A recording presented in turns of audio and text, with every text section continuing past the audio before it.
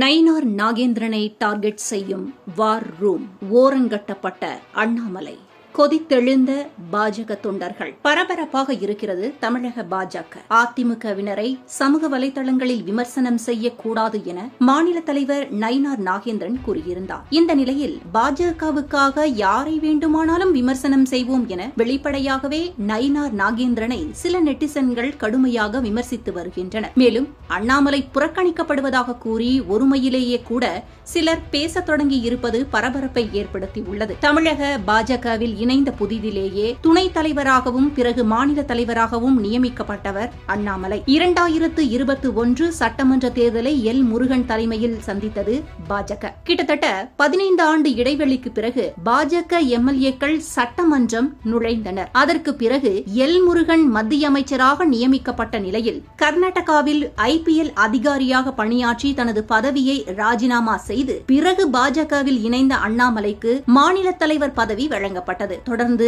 என் மண் என் மக்கள் யாத்திரை என பல அதிரடி அரசியல் நடவடிக்கைகளால் பேசு பொருளானார் அண்ணாமலை. குறிப்பாக பரபரப்பான அதிரடியான ஒரு பேச்சு பொது அரசியலில் பரபரப்பை ஏற்படுத்தியது. உச்சபட்சமாக எம்ஜிஆர், அண்ணா, ஜெயலலிதா போன்ற அதிமுக தலைவர்களை விமர்சித்ததால் அதிமுக கூட்டணியில் குழப்பம் ஏற்பட்டது. இதனால் இரண்டாம் கட்ட தலைவர்கள் அண்ணாமலையை கடுமையாக விமர்சித்தனர். 2024 மக்களவைத் தேர்தலிலும் கூட்டணி உடைப்படுவதற்கு அண்ணாமலையின் பேச்சு முக்கிய காரணமாக அமைந்தது. 2026 தேர்தலில் அதிமுக கூட்டணியை மத்திய பாஜக தலைமை விரும்பிய நிலையில் அண்ணாமலையை மாற்ற வேண்டும் உள்ளிட்ட சில நிபந்தனைகளுடன் அதிமுக கூட்டணிக்கு ஒப்புக்கொண்டது. தொடர்ந்து தலைவர் பதவிக்கு பலரும் போட்டியிட்ட நிலையில் தென் மாவட்டங்களில் ஓரளவுக்கு செல்வாக்கு மிகுந்த நயினார் நாகேந்திரன் தமிழக பாஜக தலைவராக நியமனம் செய்யப்பட்டார். இவர் ஏற்கனவே அதிமுகவில் பயணித்தவர் என்பது குறிப்பிடத்தக்கது. அதிமுக மட்டுமல்லாது திமுக உள்ளிட்ட பல கட்சி நிர்வாகிகளுடன் நல்ல பழக்கம் கொண்டவர்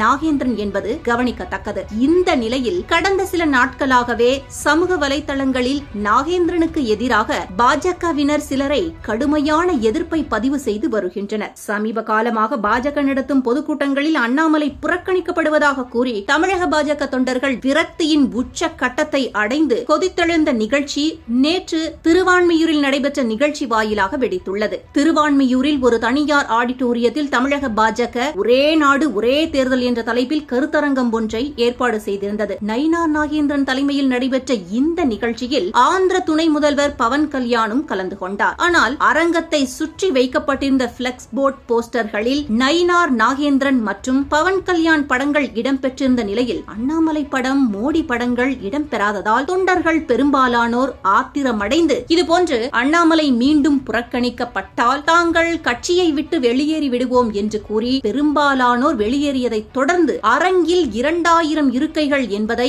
500ஆக குறைந்த பின்பும் பாதி நாற்காலிகள் காலியாக இருந்துள்ளது என்பது வெட்கக்கேடு. மேலிடம் தமிழக தலைமையை உடனடியாக மாற்றிவிட்டு மீண்டும் அந்த பதவிக்கு மதிப்புக்குரிய திரு கே அண்ணாமலை அவர்களை நியமிக்க வேண்டும். இல்லை என்றால் கட்சியை விட தங்களை முன்னிலைப்படுத்த விரும்பும் முதிர்ந்த கைகள் இருக்கும் வரை தமிழகத்தில் தாமரை மலராது என பலர் குமுறுகின்றனர். மாநில கட்சி தலைவரோடு இதற்கு மேல் ஒரு அதிகாரமிக்க ஒரு உயர்ந்த இடத்தை உருவாக்கி அண்ணாமலையை செயல்பட வைக்க வேண்டும். அப்படி இல்லை என்றால் ஏதாவது ராஜதந்திர ரீதியில் இளைஞர்களை எப்பொழுதும் சந்தித்துக் கொண்டு இருக்குமாறு ஒரு சந்தர்ப்பத்தை உருவாக்கி வையுங்கள். அண்ணாமலைக்காகவும் தொண்டர்களை திருப்திப்படுத்த வேண்டும் என்பதற்காகவும் அந்த நடவடிக்கை வேண்டும் என்பது காலத்தின் கட்டாயம்.